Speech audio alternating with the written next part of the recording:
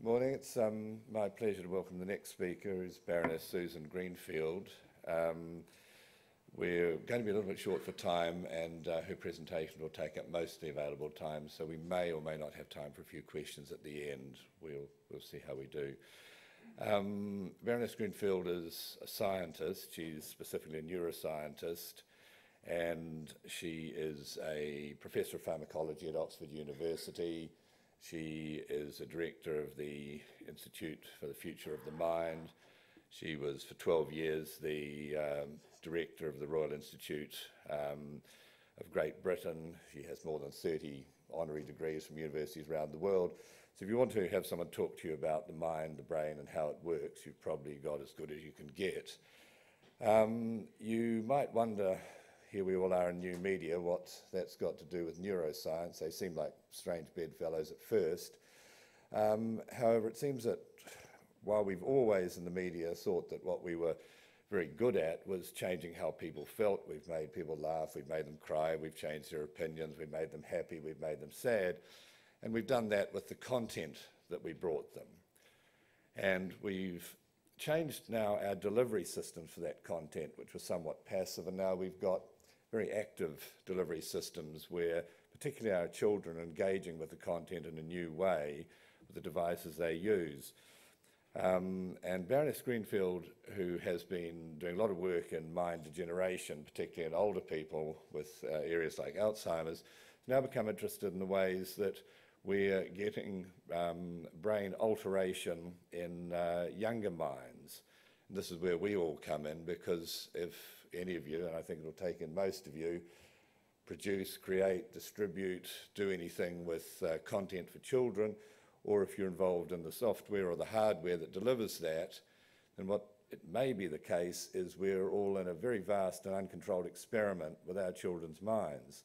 So in the media, it probably behoves us to have a think about this. It's probably something we haven't thought about at all, this interface between the human brain and our content and our delivery systems. So we're very fortunate to have Baroness Greenfield here, and she will do a very thorough presentation.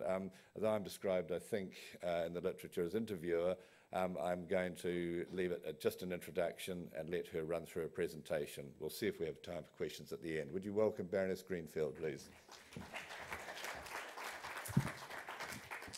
Well, thanks very much, Dan, and good morning. And I was fascinated by the previous presentation, and I feel like saying now for something completely different. And as Dan said, you might wonder what a neuroscientist like me has that could be of interest. Can we get on my presentation? Oh, it's different on the screen. Okay. Sorry, there's a technical hitch. No, I can't see what I'm doing. No, we can see what you're doing here. Okay, that's a bit weird. Okay. No, that's, sorry. Can you? Okay, so what we're going to do, as you've heard from Dan, is to look at how the brain interfaces with the screen. I like this particular picture because it reminds you when I first dissected a human brain, and you can hold it in one hand, as you can see. And I remember thinking, as I did that, if I got a bit under my fingernail, would that be the bit that somebody loved with, or would it be a memory, or would it be a fear? And it really does bring home to you just how amazing your brain is, that it occupies the same universe as earwax or tooth enamel or saliva, and yet it does so much more. Let's hope at the moment, unless you've dozed off, it's actually giving you a state that no one else can hack into or share, a state that's unique to you, that no one for the 100,000 years we've stalked the planet has ever experienced, nor will they ever again. And so this issue of why you're so special and what makes you special as a human being is particularly relevant when we think about the environment that we are creating, not just for the next generation, but for us all. I think everyone would agree that the screen environment is ever more pervasive. And I think what we need to do is explore exactly what this means. And of course, inevitably, as with all technologies, there's both good and bad. Technology in itself is neutral. So let's see how it will work in the future. Is this how we're destined to be, sort of dysfunctional nerds, devoid of any emotion? I often think this is how people view scientists, sort of bent on world domination at best, and just completely sort of saddos in their ivory towers at worst. Are we going to be cyborgs? Are we going to be in some way less human than we were. Clearly, these are thoughts, as you can see, that are not particularly original and have been around for several years. I'm sure many of you have kids, and I'm sure that you may be asking yourselves this question: are your children too wired for their own good? Just to show that it's not just people like me who think that this area ought to be explored, you can see this quote from Schmidt at Google: "I worry that the level of interrupt, the sort of overwhelming rapidity of information, is in fact affecting cognition. It's affecting deeper thinking. I still believe that sitting down and reading a book is the best way to really learn something, and I worry that we're losing that." I'd like to repeat, I'm not against screen cultures, but I think we shouldn't just sleepwalk into this thinking that the human brain is inviolate and that we will retain all the qualities that we've enjoyed so far. I think we need to think very carefully about what's happening. So let's start with a very speedy crash course in neuroscience, the fastest in the world. It will take about 3 minutes, where we look at what makes you so special. Now, I'm sure you may have had goldfish at some stage, or your kids have had, and I don't want to insult you if you love goldfish, but let's be brutal. If your kids had a goldfish and it died, you could get another goldfish. The child would come home and wouldn't know any different. You couldn't do that with pet cats or dogs, and much as they might want you to, you certainly couldn't do it with their brothers or sisters. And that's because the more sophisticated the brain, the more you shift away from the narrow stereotype dictates of the genes through to something that enables us to do what no other species can do as well, and that is to adapt.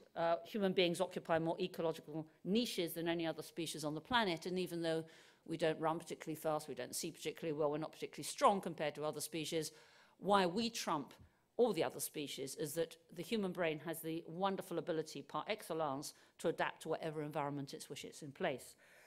This is something called plasticity, meaning, of course, that the brain isn't made of plastic, but from the Greek plastikos, to be molded. So look at what happens to you in the first 2 years of your life.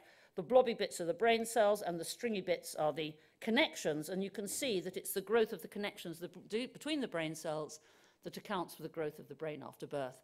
So even if you're a clone, that's to say an identical twin, you will have a unique configuration of brain cell connections because these are shaped and crafted and strengthened by your unique and particular experiences. And I will show you one example of that, which I think could occupy a whole day of discussion.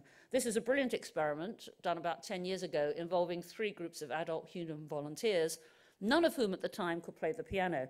If ever you get to volunteer for such an experiment, a word of advice: don't be in the control group, because they just stared at a piano for 5 days. This was compared to a group that learnt 5-finger piano exercises. And what you're going to see are brain scans, even over 5 days, showing the remarkable change in the people that were playing the piano as opposed to those that were just staring at it. But there was a third group, and they're the most remarkable of all, and I'll leave them as a surprise. So here we have the 3 groups. Look first at the top panel over 5 days. As you can see, the brain is literally unimpressed. Nothing's happened as they've stared at the piano. But the people that played the piano, you can see even over 5 days, the brain territory, the functional brain territory relating to the digits, has increased enormously. But the most astonishing are the surprise group, the third group, and these people merely imagined they were playing the piano. And as you can see, that's almost indistinguishable from the people that physically played it. The man who developed the treatment for Parkinson's disease in the 1960s came up with a wonderful quote. He said, "Thinking is movement confined to the brain." And this is what you see here. The crucial issue is the thought, not the contraction of muscle that comes after. It's the thought that even now is modulating and changing your brain cell connections, as you can see. Now, what is the basis of that? Well, let's turn, this is from my own lab, these pictures of rats in a so-called enriched environment. And enriched for a rat doesn't mean to say they come to Cannes and hang around and network and party and go to talks. For a rat, all they require are little ladders and wheels and branches and some space. And you can see how happy they look, especially the bottom right rat looks particularly pleased with his life. If you look at a single brain cell and compare it with animals who are in more stringent and conventional lab conditions, then you can see an interesting difference. Look at the branches coming out of the blobby bit, which is what neurons look like. And this is a cell from an animal that was in the straightforward lab conditions compared to an animal from the enriched environment. And if you look carefully, I hope you can see that the animals from the enriched condition have more extensive branches coming out. Now, why is this? This is because your brain is like the muscles in your body. the more you exercise them, the more they're made to work, the more active they are, the more they will respond by growing, and brain cells do this by growing branches. Why is that interesting or important? Well, in so doing, you're increasing the surface area of the cell, which enables it to act as an easier target for other connections. So the more enriched the environment, the more stimulated the brain, the more active the brain cell, the more they grow branches, the greater the surface area, and the more they can form connections with other brain cells. So that is the basis of your individuality, is the connectivity of one brain cell with another. So here's an example. You're born, in the words of one great psychologist, into a booming, buzzing confusion, where you evaluate the world, because that's all you can do, in terms of raw senses: how sweet, how fast, how cold, how bright. But gradually, if a persistent, initially abstract pattern presents itself, along with certain sounds, colors, textures, and the like, then slowly, as those connections form in the way we've seen with the piano players, so you will make a transition from a sensory take on the world of conglomerate, raw, abstract senses through to what we could call a cognitive experience, from cogito in Latin, I think, where suddenly it's your mother, rather than just a conglomerated mass of colors and shapes. And so to illustrate that, you can see bottom right, there's me with some of my colleagues who you would see as typical scientists. I imagine it's probably how your industry views scientists, and rightly so, middle-aged white men in suits and ties. And you would see them generically like that. I know them as Martin and Chris and David and so on, and I know where they go on holiday and how many kids they've got. Similarly, if you put your friends and family and colleagues up, I would see them as generic men and women. You would see them as people clearly that mean something to you, that is to say, that trigger lots of associations. So when you're born, you start off with this one-way street where you just look at things in raw senses, but as connections form, they enable you to evaluate the world and see it in terms of other things, so that you end up having a two-way street where every experience you have, you evaluate in terms of previous experiences, meaning to you, and similarly, that ongoing experience will modify in a wonderful and consistent dialogue the connections. So you're constantly updating your connections every moment you're alive. So if you look like this, you can think of the brain cells as trees. This is a fluorescent injected cells showing these lovely branches. Think of it literally as a tree. The more branches you have, the more connections you can make, the more personal significance to you. And I would submit that that means the more you understand. Understanding, as far as I'm concerned, is seeing one thing in terms of another. For example, when my little brother was small and I forced him to learn Shakespeare when he was 3 years old and I was 16, and as part of the torture of the many things I did to him, and he learned how to say from Macbeth, out, brief candle, life is but a poor player. And he learned it very quickly, as a child would. But if you said, what does it mean? He would have said, oh, well, I've got candles on my birthday cake, and when you blow them, they go out. He couldn't have seen out, brief candle as a metaphor for death. How could he? He was only 3. Because you have to be able to have the conceptual framework to place one thing in terms of something else in order to truly understand something, rather than just see it as an isolated fact. So the more you can understand. Now, as you heard from Dan, I actually work on what happens when the reverse process occurs, and you can imagine a world, if you have this connectivity, if it was slowly dismantled, slowly you would lack the checks and balances of the adult mind. Slowly you would not understand, you would not see things from a unique perspective. The world would be confusing, you'd be disorientated, you'd retreat back into a world of sensations where you enjoyed perhaps having the sun on your face, but you couldn't really understand why someone was shouting at you or who someone was, and you couldn't rationalize things. So of course you would be, on the whole, in a rather vulnerable and fragile state, and of course I'm talking about dementia. And with that, if you have dementia, and I should stress this is not a natural consequence of aging, it is a disease nonetheless of older people, you are recapitulating your childhood, as you can see here, with the embryo, the fetus, the early postnatal period, and the mature brain cell that is characterized by the growth of the branches. With dementia, the reason you are literally losing your mind is because the connections can no longer function, because the target is no longer there, because there's been atrophy of the branches. So you can see how we can explain your individuality in terms of your unique configuration of brain cell connections. Sometimes you can temporarily, and people have done this since time immemorial, you can temporarily disable them from the time, as you see here, of the ancient Greeks. This is from Euripides' Bacchae, where people have a sensational time. You have a sensational time by literally putting a premium on the senses, by impairing the chemical transmission between one brain cell and another with psychotropic drugs or alcohol. Or what you can do is you can let yourself go by putting yourself in an environment dominated by strong sensations, such as fast-paced sports. I particularly like this one from Australia, where the selling point is to be totally out of control. and people pay money to be out of control. It's an interesting thought. Or Fragonard Swing, where you are abandoned again. And we talk, won't we, about blowing your mind, losing your mind, being out of your mind, letting yourself go. The very word ecstasy in Greek means to stand outside of yourself. And I think the ways we do this have characterized wine, women and song, drugs and sex and rock and roll ever since human beings stalked the planet. More of that anon. So there you are, living your life. Presumably you don't do that all the time. This is downtown Oxford, as some people think.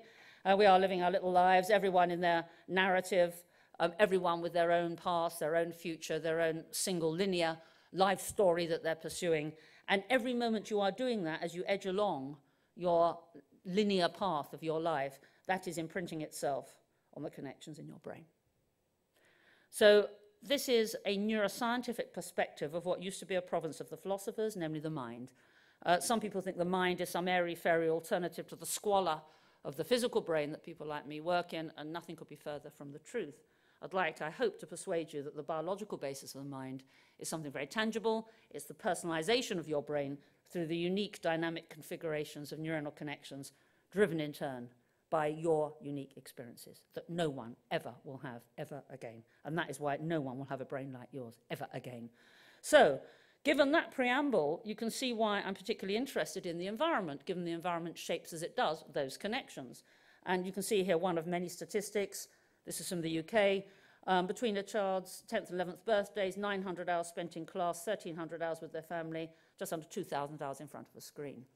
Now, I'm not saying this is good or bad, even though I may seem negative in some of the things I'm saying. I'm just pointing to areas of interest that could actually be a point for novel software, novel types of products and services, so long as we don't adopt a complacency that everything is just fine. I think that this is a wonderful opportunity to actually use the technology of the future. You may be familiar with this book written a while ago, a very eloquently argued book by Stephen Johnson, where he submits that there are brilliant things, for example, increase in IQ scores that are acknowledged across many cultures at the moment, that he thinks may be attributable to playing computer games because you're rehearsing the same skills, which is actually looking at sequences, reaching a specific and specified answer within a certain time frame, putting a premium on mental processing and agility of mental thought. Rather like when you're driving, you can actually focus and see connections and respond very quickly and efficiently.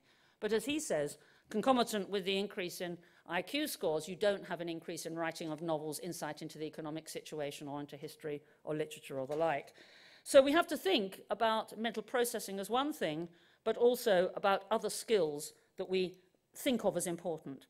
Another issue that I think should sound some alarms is the increase in drug methylphenidate, which you might recognize more by the brand name Ritalin, which is prescribed for attention deficit disorder. As you can see, an alarming increase in prescriptions for this drug. Is that because doctors are prescribing more liberally? Is it because we're now acknowledging the medical condition of ADHD? Or could it just be, and this is not mutually exclusive, that we are now creating an environment that mandates a shorter attention span? And if that's the case, a young child who preschool is working a lot with the screen, then goes to a school, and if they are used to the following type of environment, might they not just fidget a bit if they're asked to sit still, and then they'll be diagnosed as having a medical condition, and then they'll be given this amphetamine-based drug. So, shorter attention span, imagine what this will do to your synapses.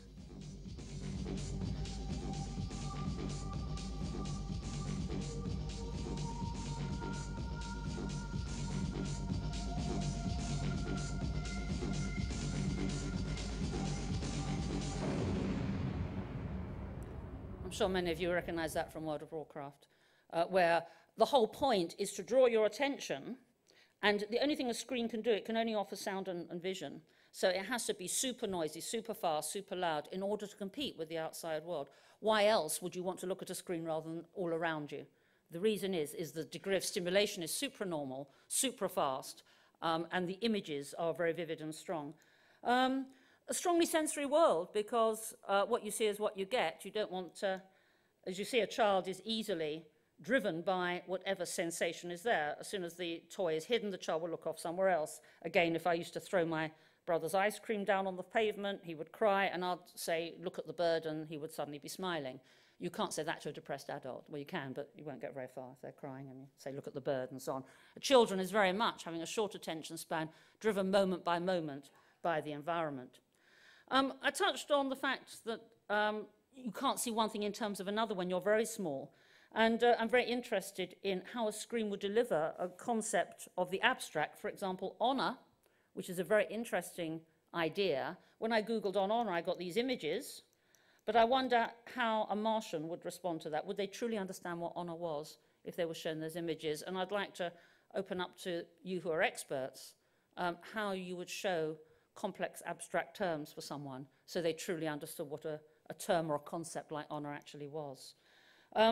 We've also touched on the abilities with IQ scores of being able to think very quickly and fast, but my problem here is to divorce that from meaning. So, for example, if you play a computer game to rescue the princess, I wonder how many people doing that actually care about the princess. Do they really care about her? In a way that you care, for example, when you read Tolstoy of Princess Maria. And the difference is that when you read about a princess, as in Tolstoy, she has a past, she has a future, she has connections, she has associations, she has a significance all of her own, which she doesn't have if she's a mere icon in a game. So you have to embed things in a conceptual framework in order to have a real understanding. And if you are constantly dealing in a world where you're not needing to understand things, where you're just responding and your information processing, rather like when you're driving, in fact, you're turning yourself into a computer, you're responding very quickly and efficiently, but you're not actually attending or thinking about or relating what these fast-moving stimulations are doing. You're actually, I say, putting a premium on efficient responses and information processing, but actually information is not knowledge. And we need to think, I think, about how we can actually supplement and introduce that. Another issue is reduced empathy. Look at these two little boys here, not talking to each other, but communicating via the screen. And yet we know that words are only 10% of the impact of people when you talk to them in 3 dimensions. Eye contact and body language, 55%, voice, 35%. No one's quantified pheromones, those sneaky chemicals. And physical contact, just giving someone a hug as and when it's really appropriate, is one of the most powerful forms of communication. These are skills that one needs to learn, when to do it, how to do it, who to do it with, and yet eye contact, body language, voice, pheromones, and a hug are not available on Facebook. So if someone is spending time with their 900 friends saying, hi, how are you, just using words, when are they going to learn those skills? When are they going to learn how to hug someone, how to feel comfortable talking to someone face to face? And if and when they do, and they haven't rehearsed that, they might feel uncomfortable, it will be aversive, and they will reinforce the behavior to go back to the anodyne, sanitized communication of the screen.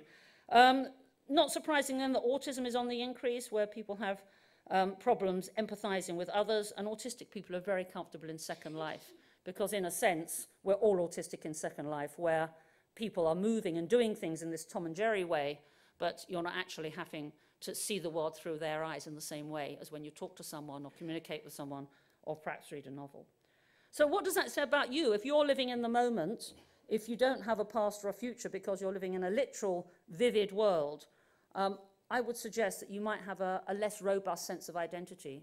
If we define ourselves by our past and our hopes for the future, by our unique configuration of connections, then if you don't have access to those things, if that's not a premium, if that's not something you're using, if you're just there living in the moment, will that perhaps question how you see yourself? And I couldn't resist this history of blogging. 1999, I just have to tell someone about what my cat did today. 2004, oh my God, cat pictures. YouTube 2005, moving cat pictures. And that pinnacle of civilization, Twitter, 1 p.m. my cat just sneezed, 1:02 cat sneezed again, 1:04 cat hasn't sneezed recently, getting worried. Yeah? Who truly cares about this? And that's not to say that Twitter's not useful for the Arab Spring and the like. Of course, as I've said, the technologies are neutral, it's just how they're used. And this solipsistic readout, a flood of consciousness, I would suggests that these people are in existential crisis.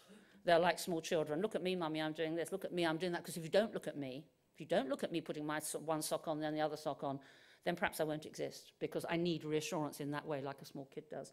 So I'm just concerned that this is actually testimony to the fact they might have a problem with their own identity. Risk-taking.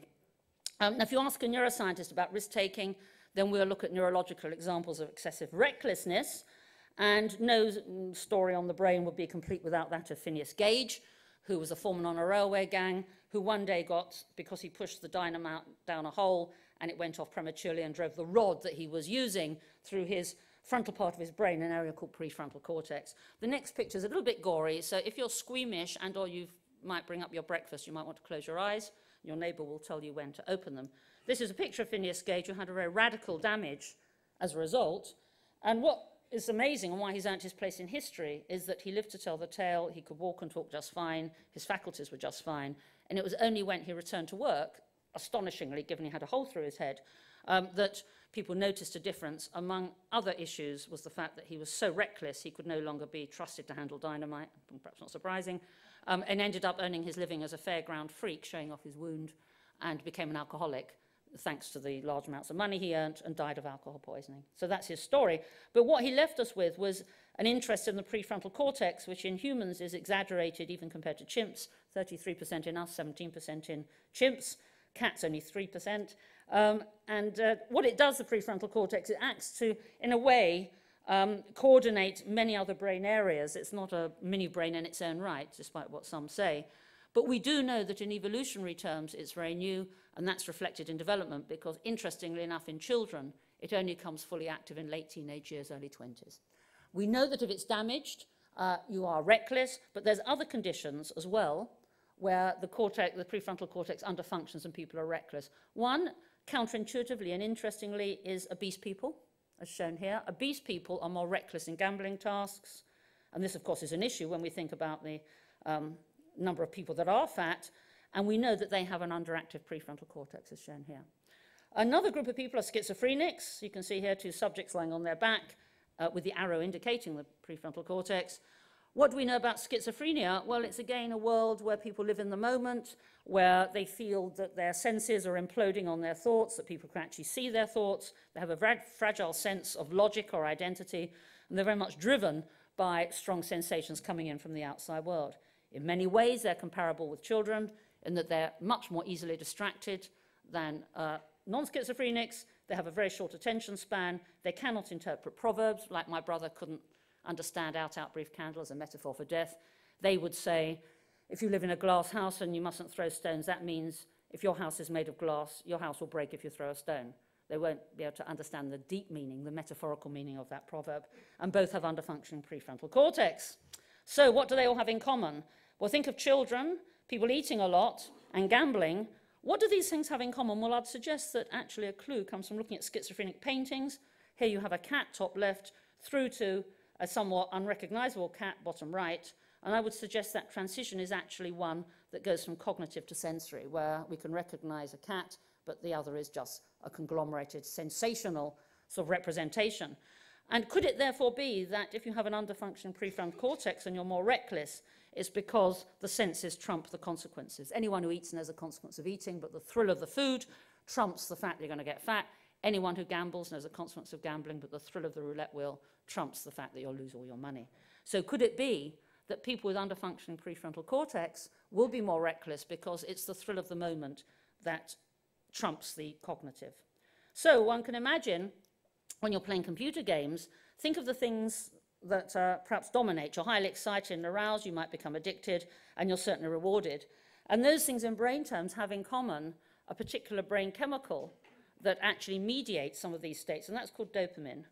And we know that dopamine, which is in the base of the brain like a fountain, actually inhibits the prefrontal cortex. When you're playing games, you're addicted. So I suggest there's two modes for the human brain, and there always have been: prefrontal, underfunctioning, and activation. Strong feelings versus thinking, sensory versus cognitive, here and now versus past, present, and future. External environment versus internal and continuous perceptions. Little meaning, what you see is what you get. A personalized meaning, where you have a unique take on the world. A reduced sense of self, where perhaps you've let yourself go. A strong sense of self that's continuous and persists despite what's ongoing at the moment. No time or space versus a clear time-space reference. This characterizing the brains of infants and children, this of older children and adults. This more dopamine, this less dopamine. But of course, we can sometimes indulge in wine, women, and song, or drug, sex, and rock and roll, or downhill skiing, in which case we will be creating an environment, one way or another, that gives us access to the experience on the left rather than the right. My suggestion is, however, that computer games will swing and tilt things in an unusual and unprecedented way to the left. Whether we want that or not, we have to decide. If we don't, we have to think of different ways, people in your industry perhaps, of how we can create and deliver a world that is delivering the right-hand mindset. So we can think of intense stimulation of the screen mandating a fast response. You're highly excited, dopamine is released. You have, therefore, addictive behavior. More dopamine released. The dopamine causes inhibition of this frontal part of the brain, simulating the conditions of childhood schizophrenia or obesity. So you have a drive for sensation over cognition, and you seek out screen environments even more. So you have a sort of repeating circle. So what does this say for the future? Well, the consumer of the future, I think, will have a higher IQ, shorter attention span, improved short-term memory, a domination of icons rather than ideas, an emphasis on the sensory, less empathy, they'll be less risk-averse, and less sense of identity. Good and bad. My own take is that the green is desirable, the amber is neutral, and the red undesirable. So as I want to stress, I know I've come across probably like a turkey in front of people shooting for Christmas dinner, but I think it's important that we do consider these things. And as someone said, for every complex situation, there's always a simple answer, and it's always wrong. We need to consider the complexity of this if we're to harness it properly, rather than just pea-shoot and say that I'm just a boring old scientist. And it's slightly reminiscent of smoking in the 50s, where people just said there's no evidence and everything's just fine. Things aren't just fine, and we ought to face up to this and think about how we can deal with it. And indeed, maximise the opportunities of it, rather than just decrying it. I'd like to end with a thought. Let's think about climate change, where there's many very complex questions. Again, there's no simple answer. Various views are that exaggerated, it's a lost cause, or that science can help. The private sector are hugely interested. You think about BP and how they rebranded and turned their shield into a flower. Consumers, products, risk management, climate change affects everyone. The public sector, with an interest in education and regulation, clearly is very important. Huge amount put into thinking of national and international policy on climate change. And certainly, this is an unprecedented feature. There's no roadmap in how to go with climate change. Why am I talking about this? Well, think now about what we've just been discussing. And you can see that with the exception of the first point, I haven't changed anything. Merely the complexity of the questions to be asked in this case are different. Gaming versus risk, Facebook, etc., versus identity, information versus knowledge. And I'd like to leave you with the thought that perhaps just as 30 years ago people really hadn't heard of climate change, but now they have, that we could be looking at something equally important, equally a cultural cornerstone, unprecedented in this century, and I'd like to call that mind change. Now, of course, that can be good or bad, but wouldn't it be a shame that biotechnology is delivering us longer and healthier lives? Your kids will live to be 100. Many of them will be healthy. If someone funds my work on Alzheimer's, hopefully they won't be dementing. So what are they going to do with the second half of their lives? Are they going to sit glassy-eyed alone in a room saying yuck and wow and talking in a very artificial and sad way to 900 friends? Or are they going to, for the first time ever, en masse make the most of being true individuals, where for the first time ever we can explore the enormous potential of the human mind? Thank you very much.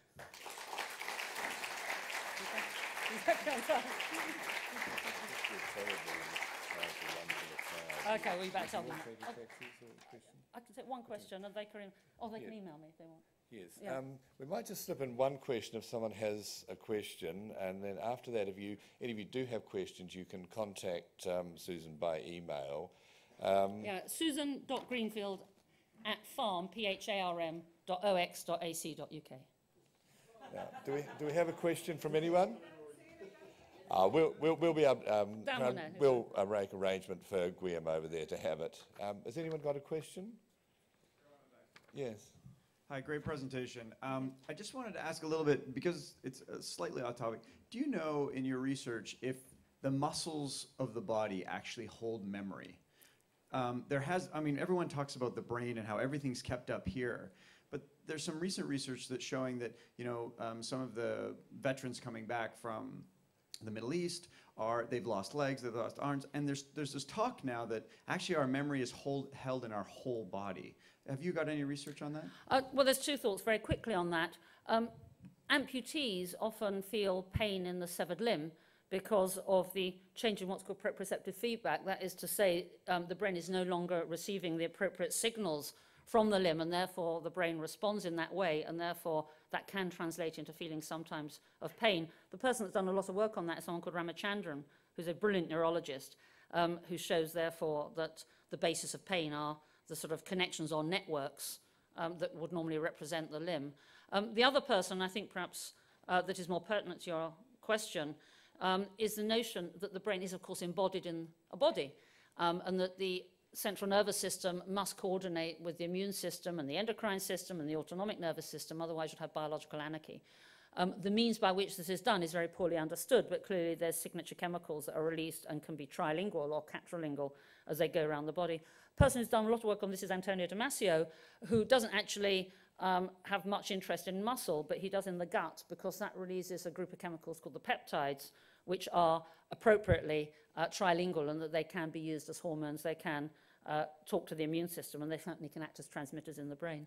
So it's an area that is fascinating. I wouldn't so much say that a heart or a muscle or a bit of gut has a memory, but I would say memory is dependent on the coordination of all the organs along with the brain. Okay. Okay.